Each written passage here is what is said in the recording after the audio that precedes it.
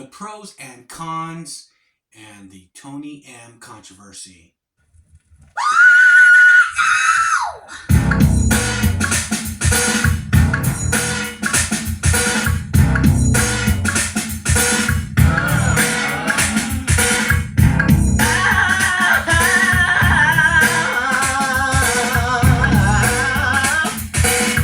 This is Prince's reinvention into the 90s, and with this album comes a new album cover. I do like the album cover in the Super Deluxe Edition. I like the fact that the photography looks better in its original form.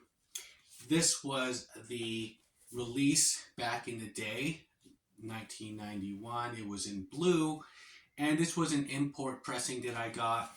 And I prefer this version. I mean, it's a stunning photograph. Prince looks magnificent, and so does Diamond and Pearl. I just like the color of this opposed to the blue. And also, there was the hologram on the CD. I didn't care for this. I thought it was really cheesy. This is the winner of the album cover. I do love the album cover for Diamonds and Pearls now. Okay, so only thing that really bothered me about this Super Deluxe Edition was there was no protective inner sleeves for the vinyls. There was a lot of static pulling them out and everything, so keep in mind that yes, you would have to go and purchase some inner sleeves, some nice protective inner sleeves for the records on the Super Deluxe Edition. Now, as far as the album is concerned, okay, this wasn't my favorite period of Prince and the New Power generation coming into the 90s. When I first heard Get Off, which was a lead-in single for this album, I thought it was really cool. I wasn't expecting the album to be a throwback to like 70s kind of soul, funk, blues. He's pretty much throwing away electronic instruments and just taking a real band, playing drums, bass, guitars, everything. The drummer is my favorite drummer of all his drummers, which he's had, Michael Bland.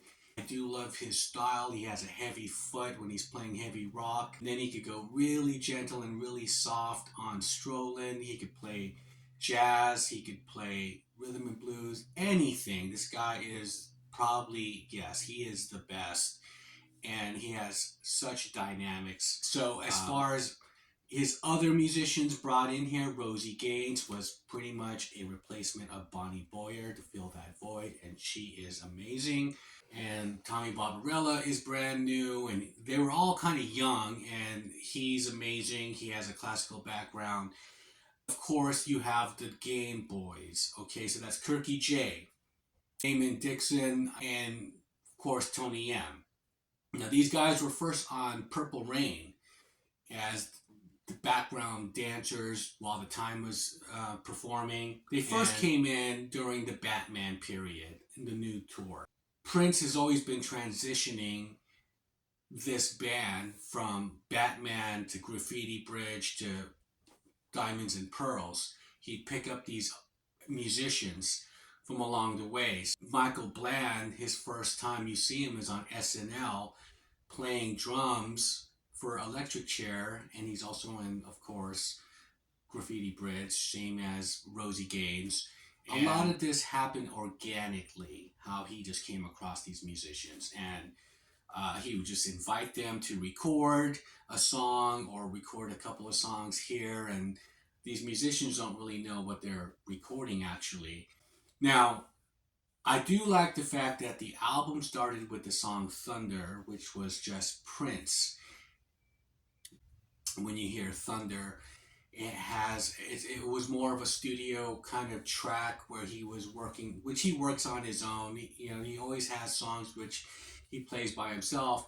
And it was really good that they started the album that way and didn't just bring in all these people all at once. It kind of gradually, while you're hearing the album, you start to hear these people coming in like Tony M or Rosie Gaines.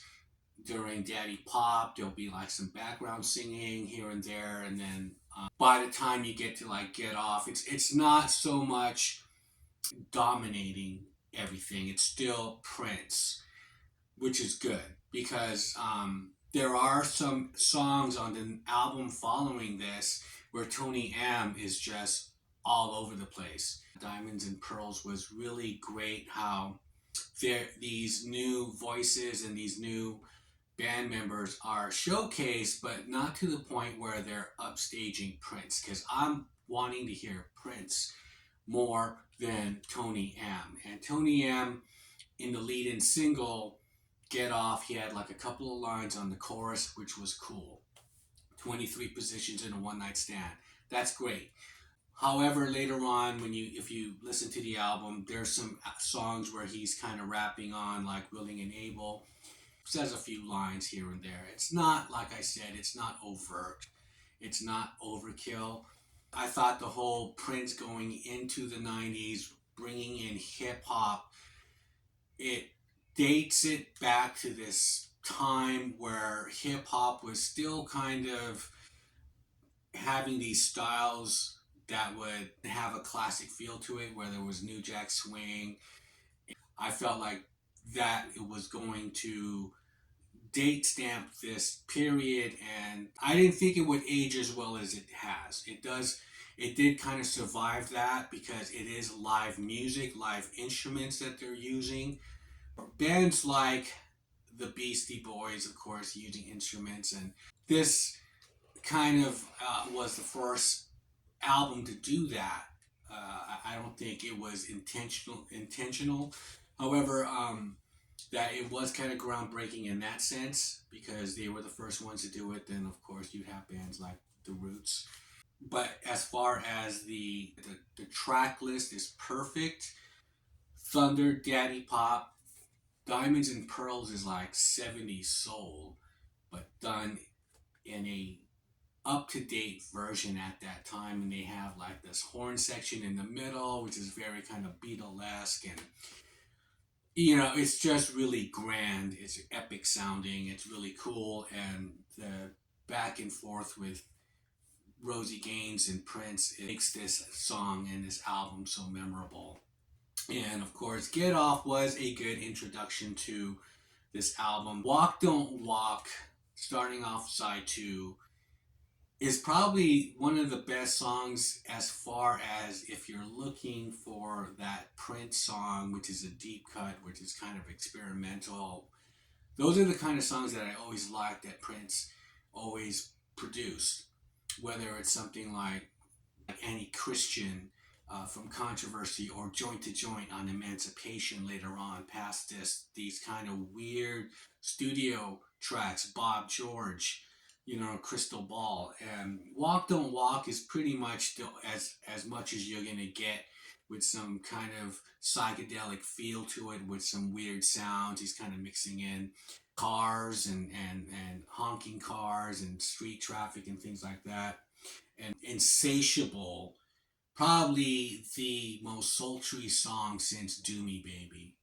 That's how I feel Insatiable is. It's like the song that finally kind of matches Do Me Baby.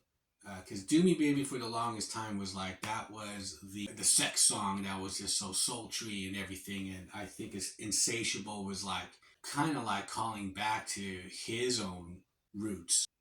Okay, so Jughead would be the song where it's all Tony M, and you hear Rosie Gaines.